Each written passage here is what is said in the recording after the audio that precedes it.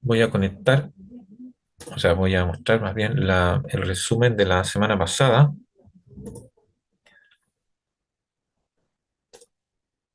ya que hablamos de los pactos, ya la lección 17. Ya, el propósito es mostrar cómo Dios se relaciona con el hombre por medio de pactos, las diferencias entre el pacto de las obras y el pacto de la gracia. Y definiciones, bueno, un pacto es un acuerdo entre dos partes. En la Biblia existen dos formas, ¿ya? Hablamos de sunteque, un acuerdo entre dos partes como iguales, cada parte dando algo para obtener algo. Y diateque, que es la otra forma, es una declaración legal de un supervisor por con la intención de beneficiar a un inferior a expensas del primero. Esas serían las dos partes, eh, según la Biblia, de los pactos. De esta lección aprendemos, Dios se relaciona con el hombre por medio de pactos. La condición es siempre la obediencia perfecta. El pacto de redención se refiere al acuerdo entre los miembros de la Trinidad, Dios Padre, Dios Hijo, Dios Espíritu Santo, ahí está la Trinidad, sobre la aplicación de la salvación a los elegidos.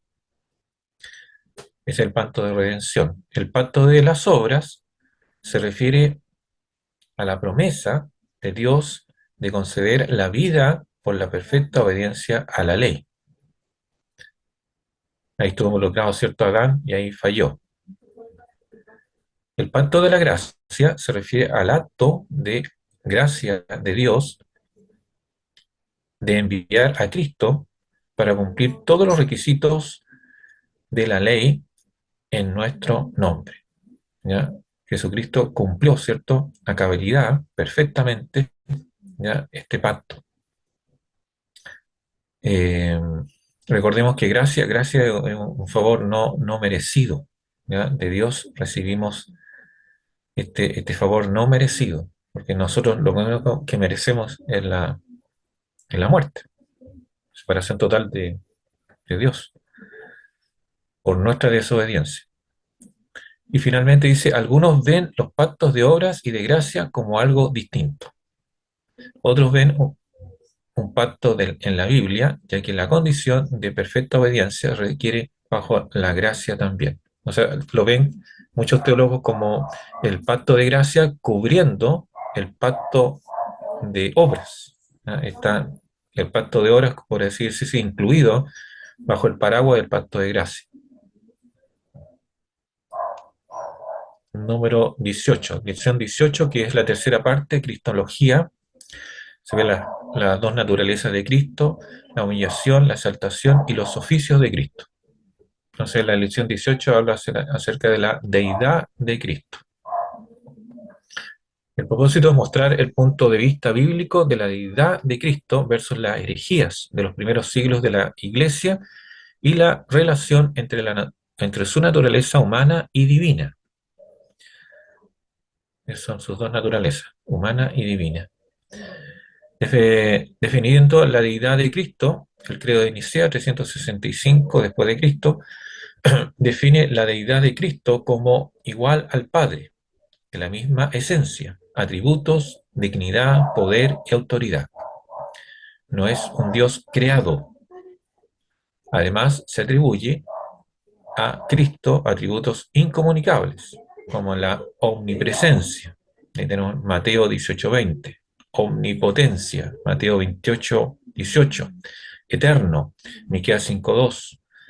Perdona los pecados, Marcos 2:5 al 8. Esos son los atributos incomunicables. Recordemos, ¿cierto?, en lecciones anteriores que hay también atributos comunicables, ¿ya?, que también, de alguna manera, bueno, podemos nosotros acceder a esos atributos, como la santidad, ¿cierto? Dios nos pide ser santos, como Él es santo. En esta lección aprendemos El credo de Nicea 325 después de Cristo define a la deidad de Cristo como eternamente igual al Padre y de la misma esencia y atributos. Cualquier otra cosa que no sea esto es una herejía. En la teología reformada, las dos naturalezas de Cristo, la humana y la divina, están unidas, pero no mezcladas. Eso es muy importante. Esta es la unión hipostática. En la teología luterana están mezcladas. La doctrina de la kenosis trata de la cuestión de hasta qué punto Jesús limitó sus atributos divinos en la tierra. Los oficios de Cristo son de profeta, sacerdote y rey. Las teofanías se refieren a la supuesta aparición de Jesús en el Antiguo Testamento. ¿Cierto? Recordemos, por ejemplo, cuando aparecen ángeles que van a destruir a Sodoma y Gomorra y conversan con Abraham. ¿Ya? Ahí también, bueno, se cree que uno de los ángeles es Cristo. Entonces ahí hay como especie de teofonía, ¿ya? En ese sentido. Eh, bueno, en la lección 19, la expiación. Propósito, discutir el alcance, las limitaciones y los beneficios del sacrificio de Cristo. La expiación se define como el apaciguamiento de la justicia mediante un sacrificio por el mal cometido. Y en resumen, dice, la expiación significa el apaciguamiento de la ira divina mediante el sacrificio. En la teología reformada, la expiación de Cristo garantizaba y realizaba la salvación de los elegidos. En la teología armeniana, la expiación de Cristo proporcionó la posibilidad de salvación para toda la humanidad, dependiendo de cómo responda la gente. Recordemos que la teología armeniana, ¿cierto? Eh, eh, Postula el libre albedrío, o sea, la persona decide, ¿ya? Participa de la salvación. En la teología reformada no. Después tenemos la teología eh, reformada. En la teología reformada, la vida de Cristo era parte de la expiación, no solo su muerte. Y varias teorías falsas de la expiación tienen en común un desprecio por la justicia lograda en el sacrificio de Cristo. Después llegamos a la cuarta parte, que es la soteriología, que es el estudio del Espíritu Santo. En la lección 20, el papel del Espíritu Santo en la redención. El propósito era identificar a la persona del Espíritu Santo y su relación con la redención, la personalidad del Espíritu Santo. Como miembro de la Trinidad, ¿cierto? La tercera persona de la Trinidad no es una mera fuerza, sino una entidad con personalidad y todos los atributos divinos. De esta lección aprendemos, el Espíritu Santo es el tercer miembro de la Trinidad con todos los atributos de Dios. La personalidad del Espíritu Santo no se ve mitigada por el uso del pronombre neutro en el griego del Nuevo Testamento. Esto es solamente una anomalía del lenguaje. Y el Espíritu Santo es el miembro de la Trinidad responsable de la unión de Cristo con su pueblo. Y ahí, bueno, ahí termina el resumen de la semana pasada. Y esta semana estaríamos tocando la lección 21 a la 24. 21 a la 24. Estas son más cortitas. La primera, la 21, habla acerca de la gracia salvadora versus la gracia común. El propósito es definir la diferencia entre la gracia común y la gracia salvadora y refutar los errores que le conciernen. ¿Ya? Y las definiciones que vienen a continuación, definición de gracia salvadora, desde el punto de vista reformado, ¿ya? Es el favor activo de Dios, irresistible. ¿Ya? O sea, el que es tocado por la gracia salvadora es porque Dios los ha escogido desde la fundación del mundo. Y en ese momento que se le predicó la palabra, ¿ya? Fue tocado por el Espíritu Santo para poder él, de estar muerto en delito de pecado, vivir, vivir a esta nueva vida, a esta vida que está en Cristo. Es irresistible ese llamado, cuando hace el predicador, ¿cierto? Este llamado visible y que él, persona que está muerta en delito de pecado, reacciona ya a ese llamado que realmente no lo hace el predicador, sino lo hace el Espíritu Santo, para que él vuelva, viva, ¿cierto? Realmente en Cristo y tener esta nueva vida, ya como dice el pasaje de Jesús con Nicodemo, tienes que nacer de nuevo, ¿ya? Bueno, el punto de vista arminiano, dice el favor de Dios, hablamos también de la gracia salvadora, ¿ya? El favor de Dios es resistible, ¿ya? Tremenda diferencia con el reformado. O sea, una respuesta del libre albedrío de la parte del hombre. O sea, el predicador hace el llamado, ¿ya? De el que quiera recibir al Señor Jesús en su corazón, ¿cierto? La persona, ¿cierto? Puede resistir, puede decir no, ¿ya? Al llamado realmente del Espíritu Santo, ¿ya? De volverse al Señor Jesús y aceptarlo como su Salvador personal o no. Entonces, tiene esta posición, ¿cierto? El punto de vista armeniano, por este postulado que ellos establecen del libre albedrío, o sea, la persona tiene el poder, la decisión, ¿ya? De decir sí a Dios o decir no a Dios. Eh, y católico dice un favor divino merecido por virtudes en el creyente. ¿Ya? Aquí aparecen mucho las obras, ¿ya? O las virtudes que puede tener, ¿cierto?, de piedad de la persona. O sea, una persona muy piadosa, que tiene mucho ritualismo, ¿ya? En cuanto a la Iglesia Católica, ¿cierto?, a los santos, ¿no? A la Virgen María, ¿ya? Y esos virtudes, ¿ya? Que tiene la persona puede tener ese favor divino merecido, ¿ya? Esa es la gracia salvadora según los católicos romanos, ¿ya? Porque el nombre católico como ustedes saben, se traduce como universal, pero estamos hablando del católico romano. Gracia común, bendiciones generales de Dios sobre la humanidad, ¿ya? Bendiciones generales de Dios sobre la humanidad para la preservación de la raza. O sea, por ejemplo, eh, Dios hace llover, ¿cierto?, sobre justos e injustos, ¿ya?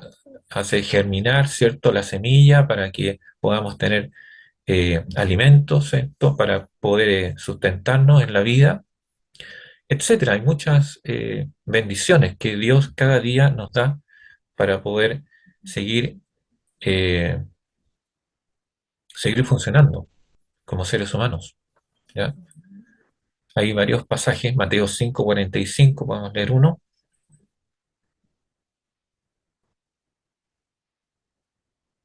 Mateo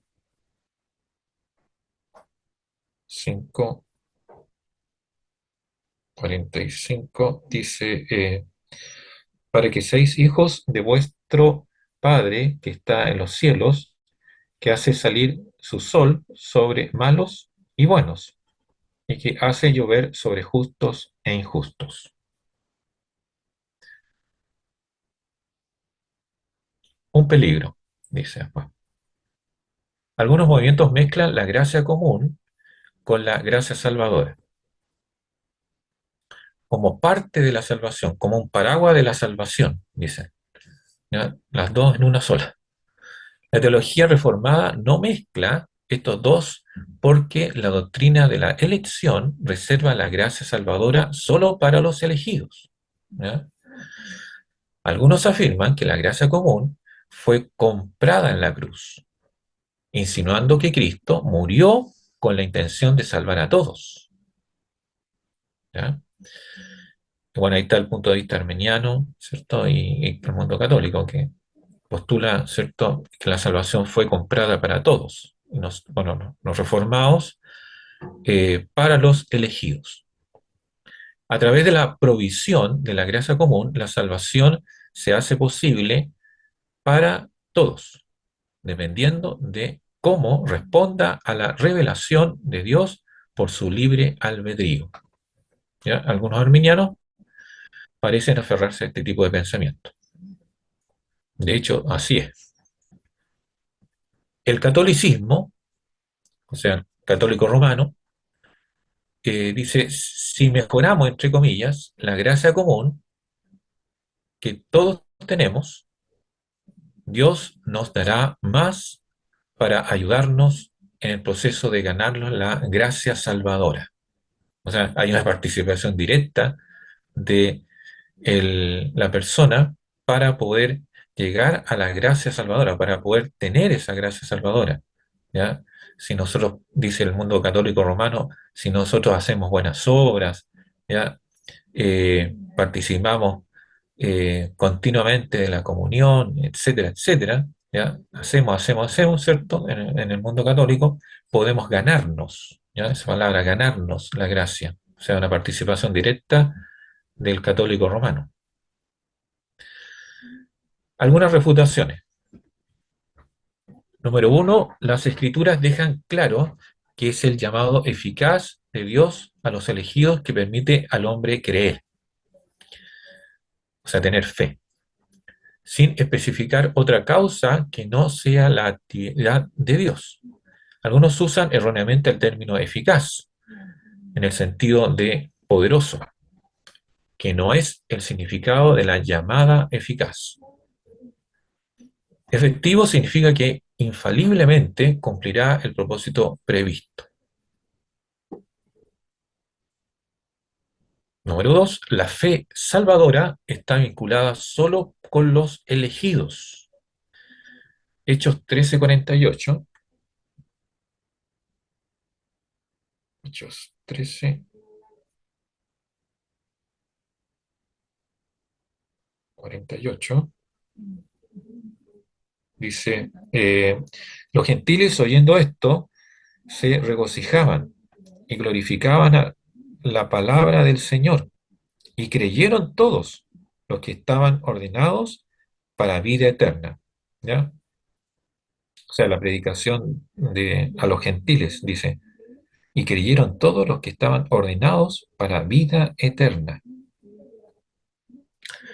O sea, esto fue el creer, ¿cierto? Es, no viene de la persona, sino más bien viene de Dios. Dios entrega, ¿cierto? El que la persona crea, que tenga fe para creer. No viene de la persona. Tres, la mezcla de la gracia común y salvadora insinúa que la salvación es una obra cooperativa entre Dios y el hombre. ¿Ya? Y indica ahí esto es una herejía. ¿Ya? Porque el hombre está muerto, muerto en delito de pecado. Entonces no puede participar, un muerto no puede participar de nada. Esta mezcla, número 4, enseña que recibimos la gracia basada en nuestro grado de respuesta. Tampoco es posible, o sea, no puede, es posible tener un grado de respuesta, más, menos, ¿cierto? Tener una respuesta positiva a esta gracia. Imposible. 5, asume que el hombre caído no está espiritualmente muerto, sino simplemente incapacitado. ¿Ya? Usan ese concepto incapacitado. Aunque no tanto como para no poder volverse a Dios por su propia iniciativa. Esto es contrario a la Escritura. Efesios 2.1, Efesios 2, versículo 1 dice, y Él os dio vida a vosotros cuando estabais muertos en vuestros delitos y pecados. Está clarísimo ahí el versículo de Efesios 2.1, indica que estábamos muertos antes de que el Señor, ¿cierto?, nos eh, recogiera, nos rescatara. ¿Ya? Estábamos muertos en delitos y pecados. Él nos dio vida, y la vida, ¿cierto?, que nos dio en Cristo Jesús. De esta lección aprendemos, la gracia salvadora, según el punto de vista reformado, es el favor activo de Dios, activo, o sea, Dios participa y hace todo realmente. A los elegidos solamente, y es irresistible. El, la persona, ¿cierto?, que escucha el Evangelio y es elegida desde la fundación del mundo, no se puede resistir a ese llamado. Y segundo punto de resumen, dice, la gracia común es la bendición de Dios sobre la humanidad en general, es universal, que no tiene nada que ver con la salvación eterna. Ya no se puede mezclar, según el punto de vista reformado. Lección 22, llamado general versus llamado efectivo. El propósito es explicar la diferencia entre el llamado general de Dios a la humanidad y su llamado especial a los elegidos.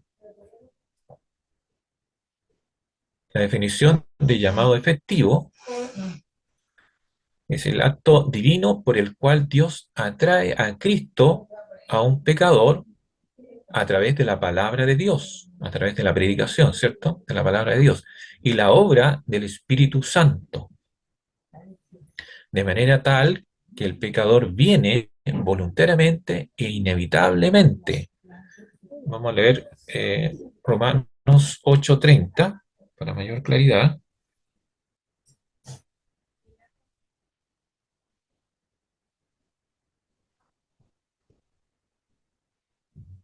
8:30 dice, y a los que predestinó, aquí está la doctrina de la predestinación, y a los que predestinó, a estos también llamó. Y a los que llamó, a estos también justificó. Y a los que justificó, a estos también glorificó. Y en Juan 6:44, Juan 6:44, aquí está hablando Jesús, dice, ninguno puede venir a mí, está diciendo a Jesús, si el Padre que me envió no le trajere, y yo le resucitaré en el día postrero. O sea, Dios hizo todo, ¿ya? En esta, en este llamado, en esta salvación tan preciosa para nosotros. A veces esto se refiere a una gracia irresistible o llamado especial.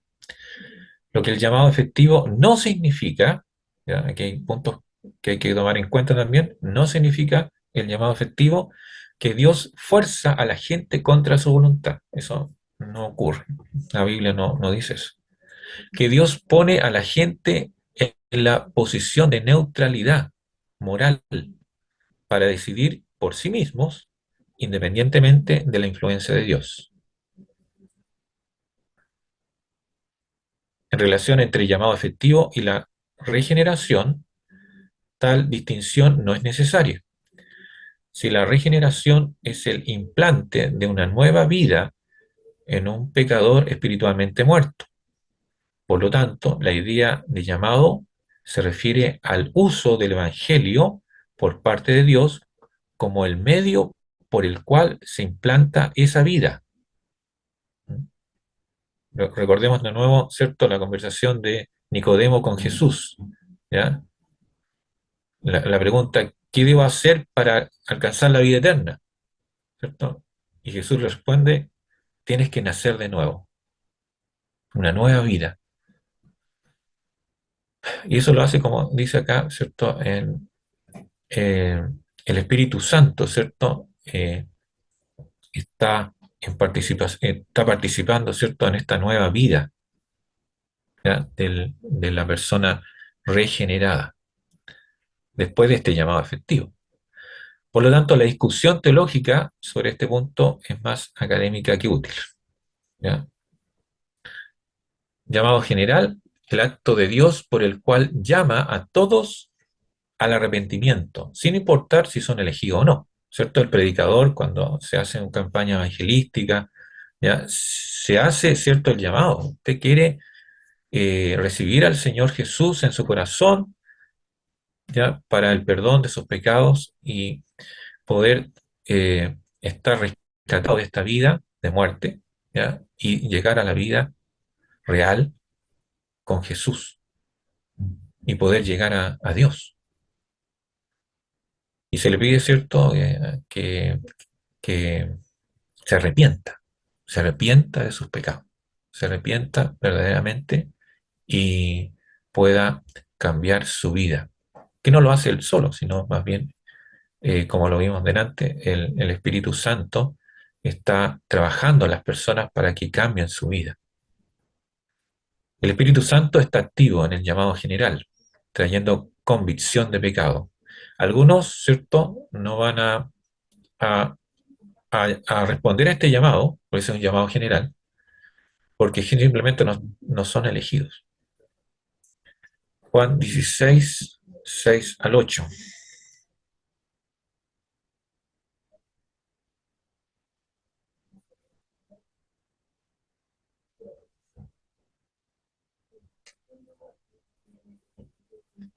Antes, porque os he dicho estas cosas, tristeza ha llenado vuestro corazón. Pero yo os digo la verdad. Os conviene que yo me vaya, porque si no me fuera, el Consolador no vendrá a vosotros. Mas si me fuere, os lo enviaré. Y cuando Él venga, convencerá al mundo de pecado, de justicia y de juicio. O sea, hay una participación muy importante del Espíritu Santo en la persona que eh, está siendo llamada. El rechazo de los no elegidos a responder a este llamado por medio del arrepentimiento de sus pecados justifica su condenación por Dios. El que rechaza a Dios, perdón, el que rechaza a Jesús como Salvador personal, ya está condenándose a sí mismo eh, a la muerte eterna. Y eso significa una separación total de Dios por la eternidad. El propósito del llamado general confirma la justicia del decreto de reprobación de Dios. Romanos 1, 21, 24. Romanos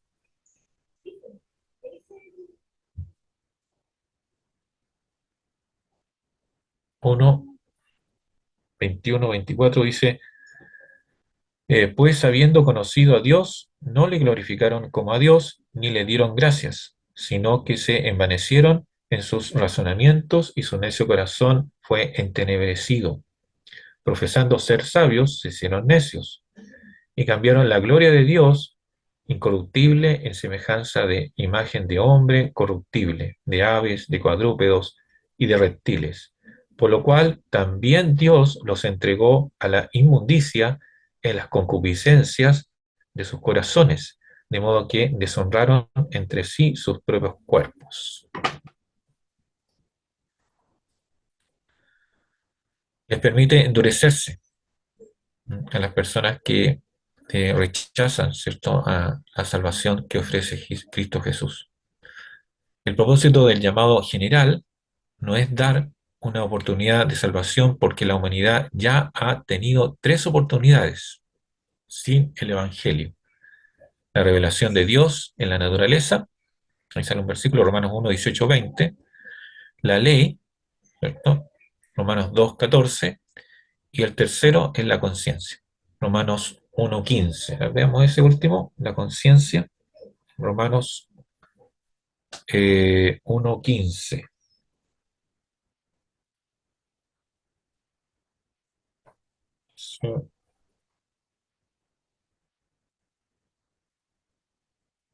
Romanos 1, 15. Así que, en cuanto a mí, pronto estoy a anunciaros el Evangelio también a vosotros que estáis en Roma. O sea, la predicación está hablando. Así que en cuanto a mí, pronto estoy a anunciaros el Evangelio también a vosotros que estáis en Roma.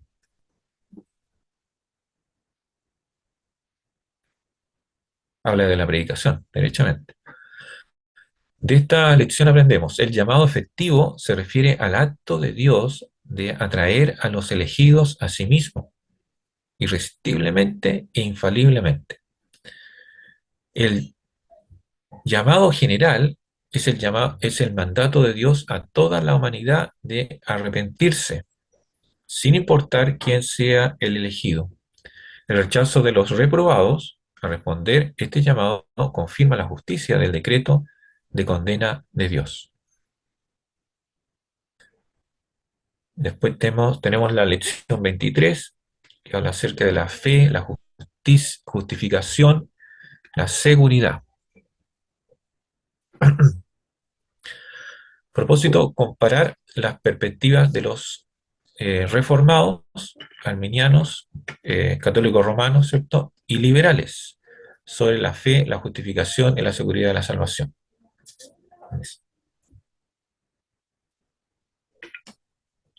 Primero, la fe salvadora. La perspectiva reformada dice que un don de Dios que permite a una persona creer en Cristo. O sea, lo da Dios, lo entrega a Dios, ¿ya? El creer en Cristo. A esa persona, ¿cierto?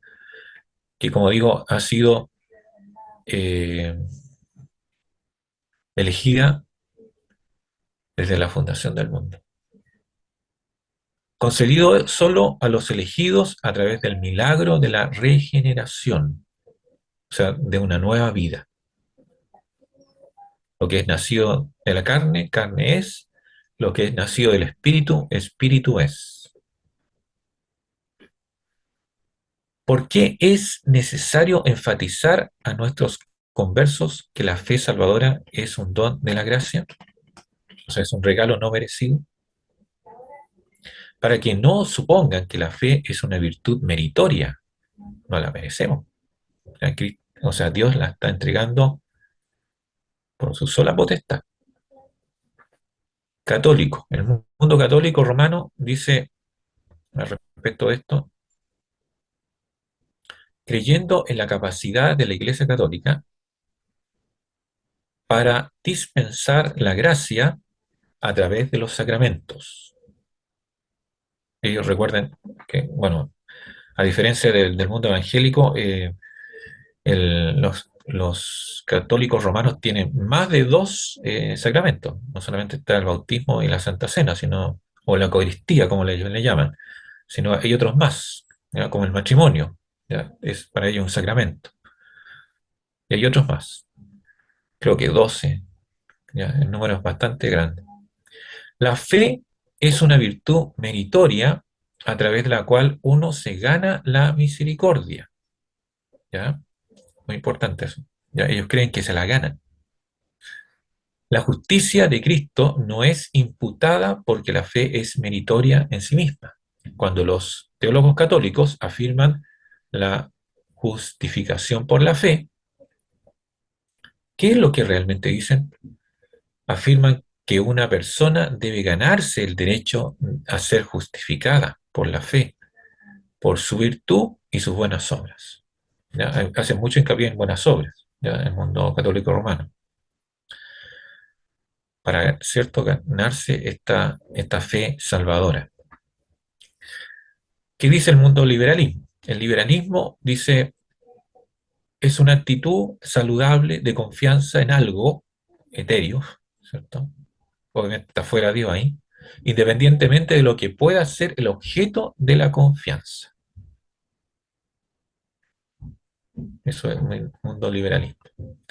Justificación, el otro concepto que está acá en esta lección.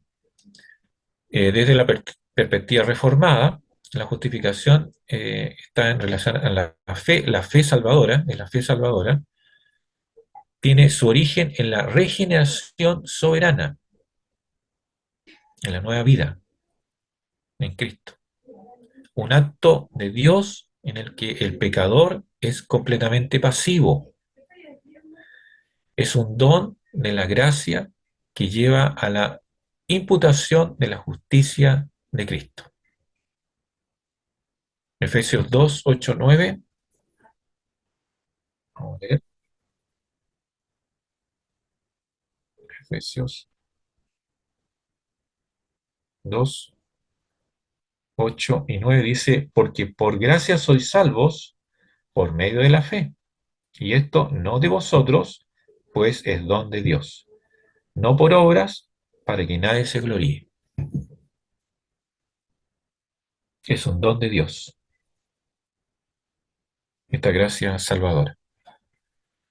La perspectiva armeniana. Número uno, la fe es la base de la justificación. Dios la acepta en lugar de la justicia de la ley. La fe se genera a partir del libre albedrío del hombre. O sea, nuevamente aparece, ¿cierto?, que el hombre puede decidir, participa de la salvación, participa en este caso de la fe en base a la justificación. Dos, la justificación consiste solo en el perdón de los pecados y no en la imputación de una perfecta justicia legal.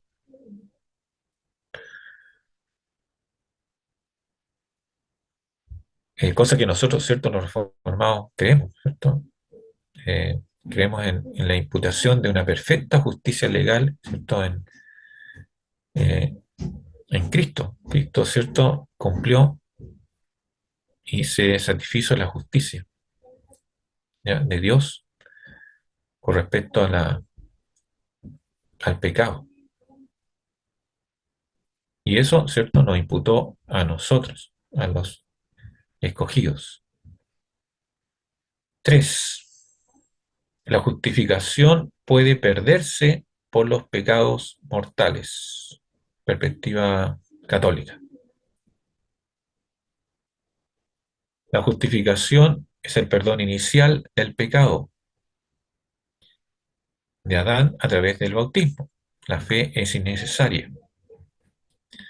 5. El bautismo otorga un estado inicial de gracia, por el cual la persona puede comenzar el camino para ganar la salvación por méritos junto con la fe y la obediencia a la Iglesia Católica Romana. Número 6. La justificación puede perderse por el pecado mortal, pero recuperarse a través del sacramento de la penitencia.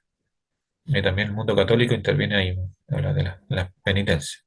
Cuando hay, ¿cierto?, se confiesa, los creyentes católicos romanos se confiesan ante el, el cura, ¿cierto? ¿Ya? Y el cura les da penitencias. ¿Cuáles son las consecuencias prácticas de la justificación? Según Berkov, Luis Berkov, que es el texto guía, la justificación en sí misma no tiene consecuencias prácticas, porque es una declaración legal de Dios y nada más.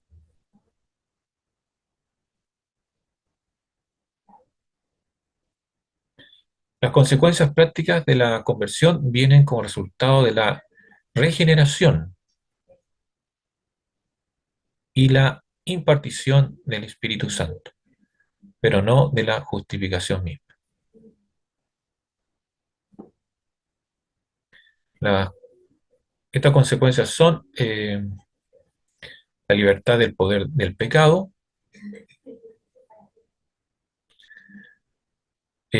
nuevo deseo de justicia, énfasis en las obras, el capítulo 2 de Santiago, ¿cierto? Recuerda que Santiago es un libro muy interesante que habla acerca de sin fe, o sea, sin obras, la fe, ¿cierto?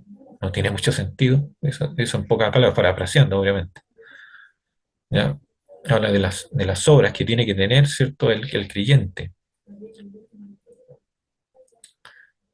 Pero esas obras, ¿cierto? Son consecuencia de lo que el Señor hace en nuestras vidas. ¿Ya? No es no es algo que nosotros lo vayamos a usar para poder alcanzar, ¿cierto? La justificación. Los católicos afirman que este capítulo enseña la justificación por una combinación de fe y obras. De acuerdo con el versículo 18, Santiago está hablando de esta regeneración. Por lo tanto, simplemente describe las consecuencias prácticas de la fe salvadora. Voy a leer en Santiago 2, 18, que habla de ello ahí.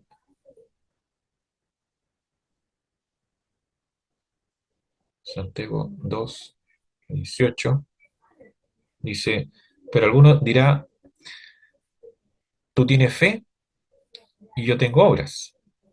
Muéstrame tu fe sin tus obras, y yo te mostraré mi fe por mis obras. Como dice aquí, los católicos usan este pasaje bíblico, ¿ya? Para justificar sus obras. Pero acá, bueno, refuta en relación a que simplemente describe las consecuencias prácticas de la fe salvadora. La fe salvadora nos produce buenas obras. Abraham ya está justificado por la fe antes de ofrecer a Isaac, según Génesis 15:6.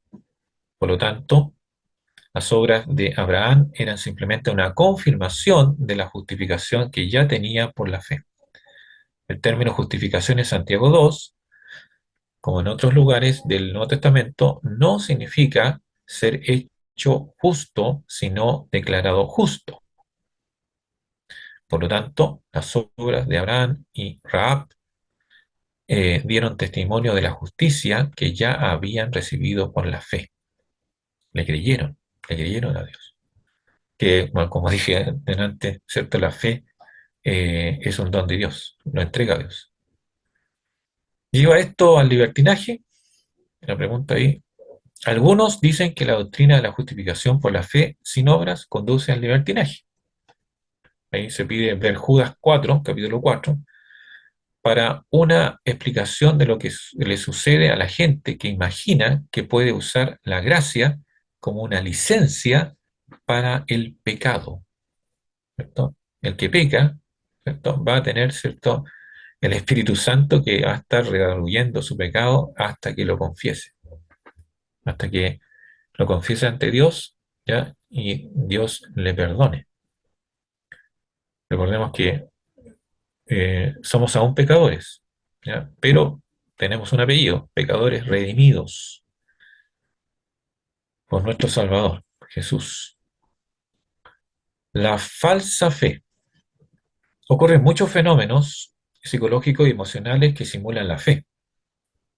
Algunos ejemplos se encuentran en los siguientes textos, Mateo 7, 21 al 23, y otros más que aparecen ahí. Vamos a leer el primero, Mateo 7,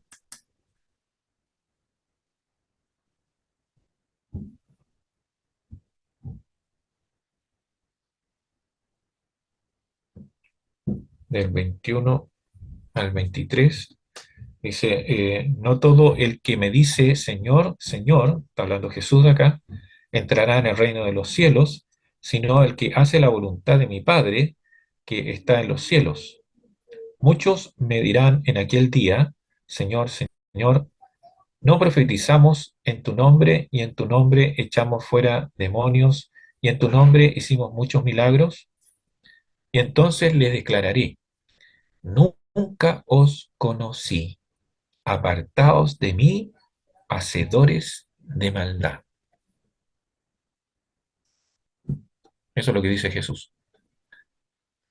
La seguridad de la salvación. ¿Cuál es la base para que un cristiano declare que tiene seguridad de salvación? ¿Es posible tener la seguridad en esta vida? El mundo reformado, ¿cierto? Dice, la seguridad de la salvación es una certeza basada en la fidelidad de Cristo para preservar a sus elegidos. Esta seguridad es producto de otras doctrinas, como es la doctrina de la elección, la justificación y promesas de pacto. La obediencia del creyente es una consecuencia de su seguridad, no la causa de ella. El mundo católico romano dice que la seguridad de la salvación es la confianza de que uno ha logrado suficientes méritos para ganar el favor de Dios. Interviene la persona, ¿cierto?, directamente haciendo méritos, buenas obras. El mundo armeniano, ¿cierto?, está diciendo la sensación de que se ha alcanzado un grado suficiente de obediencia y fe para que exista una escasa probabilidad de caer. O sea, está jugando al azar aquí.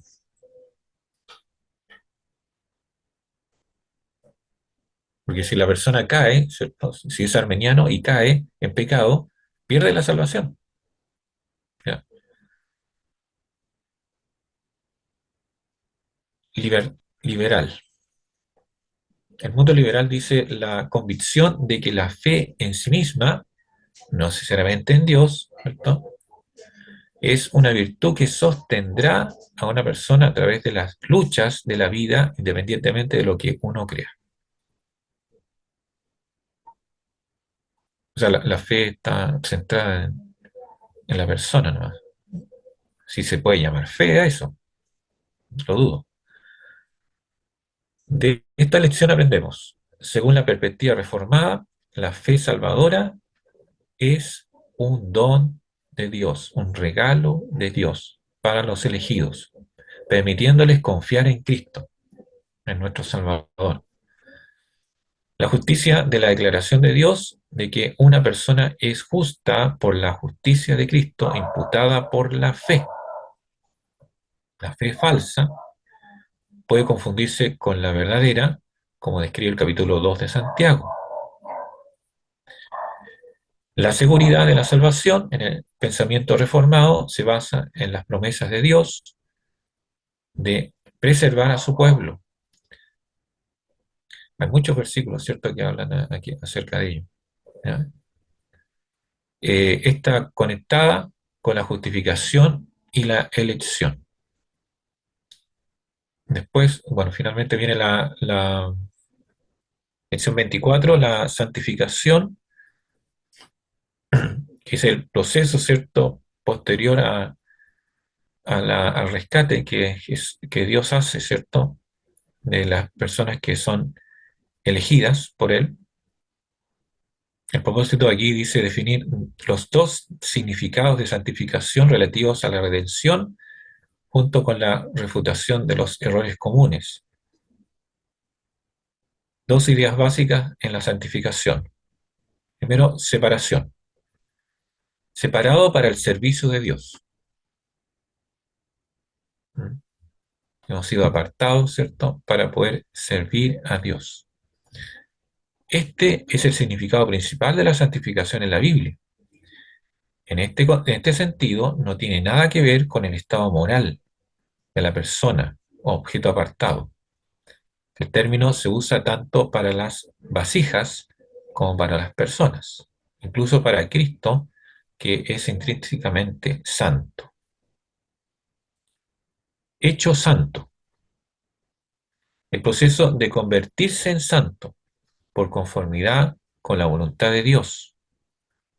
En referencia a Dios, pregunta, ¿cuál es el significado de solo tú eres santo? Apocalipsis 15:4 dice, Apocalipsis 15:4,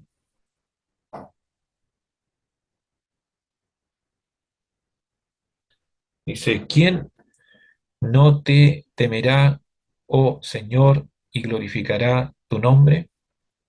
Pues solo tú eres santo, por lo cual todas las naciones vendrán y te adorarán, porque tus juicios se han manifestado. Solo tú eres santo.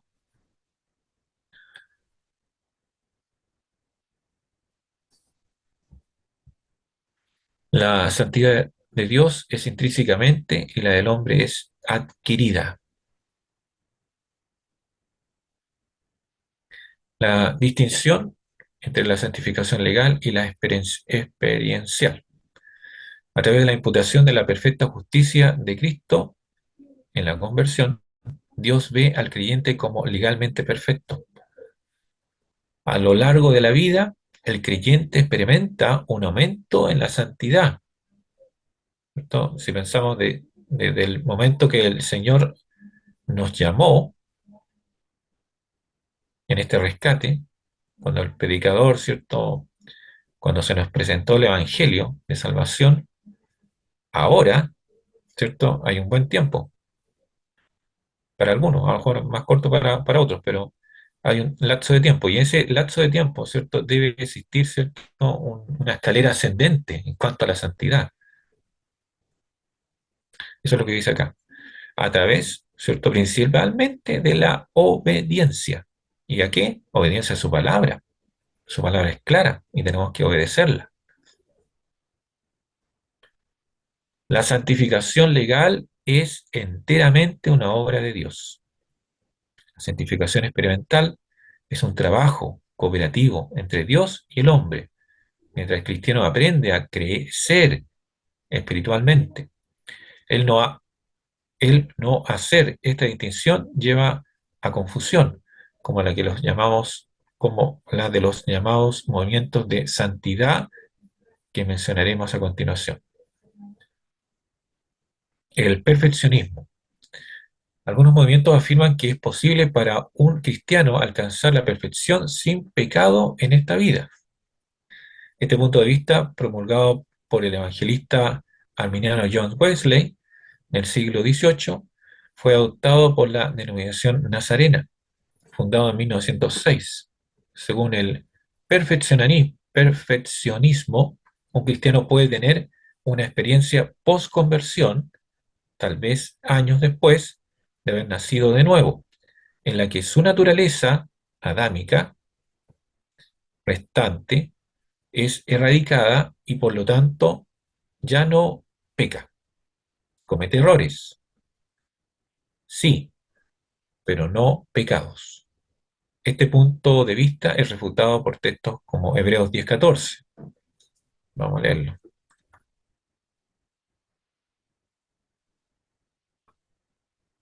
Hebreos 10:14.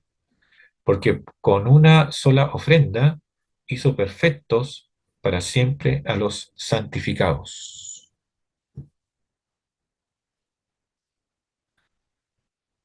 Filipenses 3:12 también, ahí está otro versículo que apoya, que describe la santificación en tiempo presente, eh, continuo, como un proceso. El texto de Hebreos, en particular, muestra la diferencia entre nuestra posición legal y la experiencia. El apóstol Juan tiene un lenguaje duro para los creyentes que afirman que nunca pecan. Primera de Juan 1:8.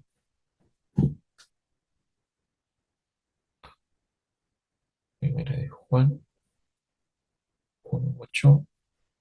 Si decimos que no tenemos pecado, nos engañamos a nosotros mismos y la verdad no está en nosotros. El error del perfeccionismo también es refutado por 2 Corintios 7:1. La Biblia no hace distinción entre los pecados de la carne y los del espíritu. Todo pecado es imputado a la persona entera. Además, Pablo exhorta a las personas solteras a ser santas en cuerpo y espíritu. Tal exhortación sería innecesaria si el espíritu de un cristiano ya fuera perfecto. 1 Corintios 7:32. Ahí se pide ver Berkhoff, páginas 600 y 602, para una buena refutación del perfeccionismo terrenal. La santificación como una obra de gracia. Número uno, aunque el creyente trabaja en su santificación, la fuente del celo para hacerlo es Dios. Filipenses 2, del 12 al 13. Número 2, el crédito de la santificación final pertenece a Dios. Isaías 26:12. 3, la recompensa por nuestras obras y santificación es por gracia, el regalo de Dios, porque Dios no nos debe nada por la obediencia que le debemos. Las obras las pone Dios, ¿ya? Y nosotros las ejecutamos, pero todo viene de Dios. Lucas 17:10. Y cuarto, la santificación final está garantizada al creyente. Vamos a leer la última, primera de Tesalonicenses,